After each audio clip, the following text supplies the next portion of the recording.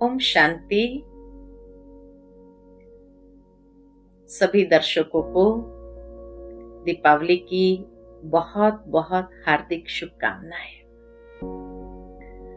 दीपावली का त्योहार आते ही चारों ओर उमंग उत्साह की लहर छा जाती है, क्योंकि दीपावली अपने आप में 5 त्योहारों को लेकर आती है।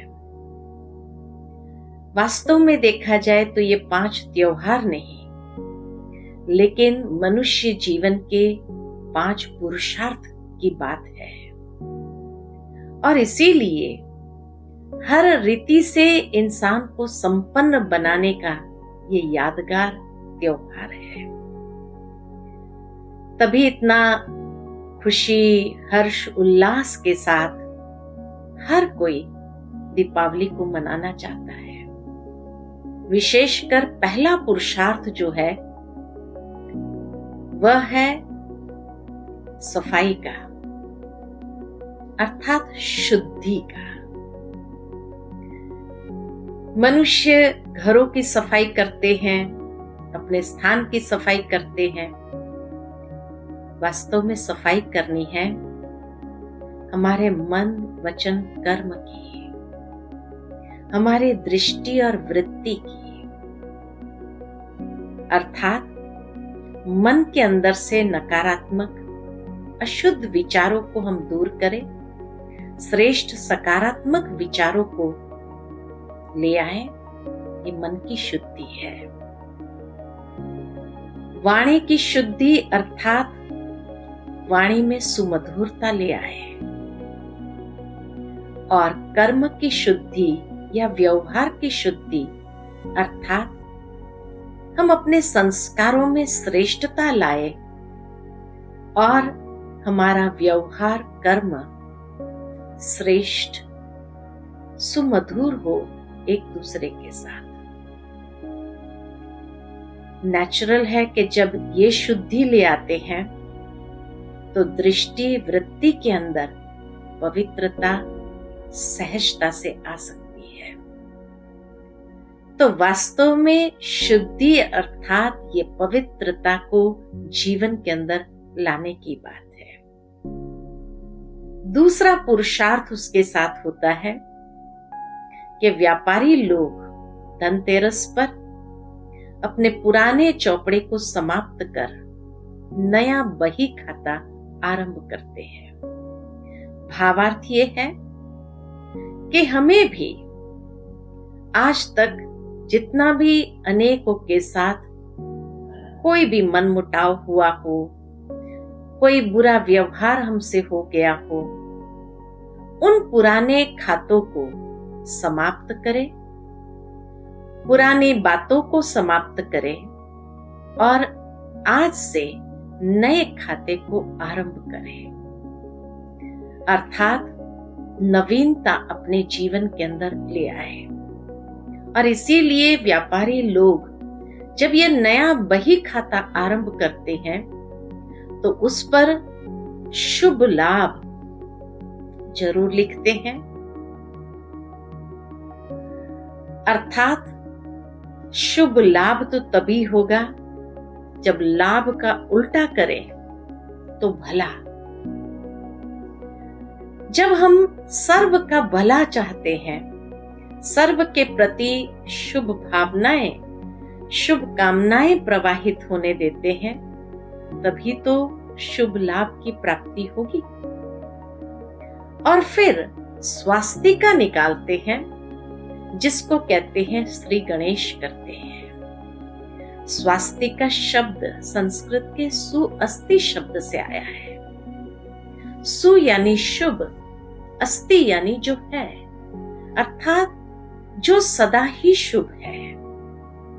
अर्थात जीवन के अंदर हर क्षण जो कुछ भी होता है, इसी दृष्टिकोण से हम देखें कि ये बात जो हुई उसमें हमें क्या सीख प्राप्त हुई, हमारे जीवन के अंदर कौन से नए अनुभव को हमने प्राप्त किया, तो वास्तव में देखा जाए तो बुरा कुछ होता ही नहीं है। कुछ भी परिस्थिति, कोई भी समस्याएं, कोई भी बात अगर आती है तो हमें जीवन में अनुभवी बनाकर जाती है, तो कुछ न कुछ देकर गई। तो यही तो शुभ लाभ हुआ, जो हमें अनेक प्रकार के विघ्नों से मुक्त करते हैं। क्योंकि जब व्यक्ति अनुभवी हो जाता है तो अनेक प्रकार की आगे आने वाली परिस्थितियों में सावधान हो जाता, अपने अनुभव के आधार से उस मैच्योरिटी के साथ चलता है, तो विघ्नों को पहले से ही समाप्त कर देता है। साथ ही साथ व्यापारी लोग धन का आवाहन करते हैं, अर्थात श्री लक्ष्मी जी का आवाहन करते हैं, धन की पूजा करते हुए। वास्तव में जब हम अपने जीवन के अंदर शुभ कामनाएं, शुभ भावनाएं को प्रवाहित करते हैं, तो नेचुरल है हम अपने संस्कारों में श्रेष्ठ लक्षणों का श्री लक्ष्मी जी का आवाहन करते हैं। श्री लक्ष्मी माना जिसके लक्षण इतने श्रेष्ठ हैं, ये श्री लक्ष्मी का आवाहन हमें करना है। और तब जाकर के घर घर के अंदर दीपक जग जाता है। अर्थात जब श्री लक्ष्मी जी का आवाहन करते हैं तो आत्मिक ज्योत जगाते हैं। आत्मिक ज्योत का भाव है कि जब व्यक्ति की आत्म ज्योति जगती है तो उसके जीवन में अनेक प्रकार का धन जैसे छलकने लगता है। कौन सा धन? ज्ञान का धन, सद्गुणों का धन, श्रेष्ठ चरित्र का धन, श्रेष्ठ संस्कारों का धन। क्योंकि आज संसार में इसी की तो गरीबी है। धन का अभाव नहीं है, लेकिन मनुष्य जीवन के अंदर ज्ञान का अभाव है, अच्छे चरित्र का अभाव है, अच्छे संस्कारों का अभाव है, सद्गुणों का अभाव है। तो ये वास्तविक धन है जिसको हम अपने जीवन में आवाहन करते हुए अपने जीवन को सजाएं। इसीलिए दीपावली के दिन लोग नए वस्त्र को धारण करते हैं, नवीनता को अपनाते हैं। अर्थात हमें भी अपने जीवन के अंदर ये नवीनता को अपनाते हुए ऐसी श्रेष्ठ दीपावली जरूर मनानी है। विशेष करके दीपमाला सारे शहर में प्रज्वलित करते हैं। भावार्थ ये है, जब ऐसी आत्म ज्योति जगने लगती है तो इतने सारे दीप जल करके नेचुरल एक दीपमाला ही हो जाएगी। उसमें भी एक विशेष बड़ा दिया होता है और बाकी सब छोटे छोटे दिए होते हैं। मिट्टी के दिए जलाने की प्रथा है। बड़ा दिया जो होता है ये परमात्मा का प्रतीक है, जो दीपराज है। और छोटे छोटे जो मिट्टी के दीपक जलाते हैं, अर्थात ये शरीर जो मिट्टी का बना है उसमें आत्मिक ज्योत को सदा जगती रखना है। ज्ञान रूपी दृत डालते जाएं और ऐसे ज्ञान रूपी दृत डालते हुए अपने आत्मिक ज्योत को दीप रानी बन करके उस दीप राजा के साथ हम सुंदर मिलन मनाते हुए ऐसी दीप माला को प्रज्वलित करें।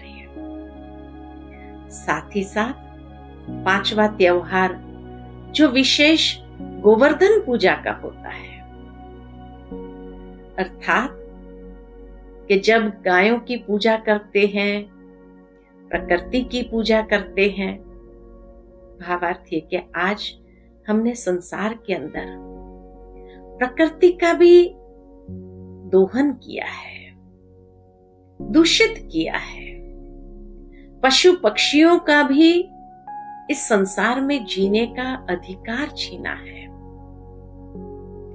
तो इसीलिए हम सारे संसार के अंदर ऐसी लहर फैलाएं कि जहां पशु पक्षी भी सुरक्षित समझे और सहजता से विचरण कर सके, और प्रकृति को भी हम सुरक्षित रखें। प्रकृति के प्रति भी हमारे श्रेष्ठ वाइब्रेशंस को प्रवाहित होने दे, यही पूजा है। उनको भी काटने के बजाय जीने का अधिकार है। तो प्रकृति को, पशु पक्षियों को और हम सभी मनुष्यात्माएं सहजता से इस संसार रूपी ग्लोब के ऊपर स्वतंत्रता से जिए, हार्मनी के साथ जिए, ये गोवर्धन पूजा हमें करनी है।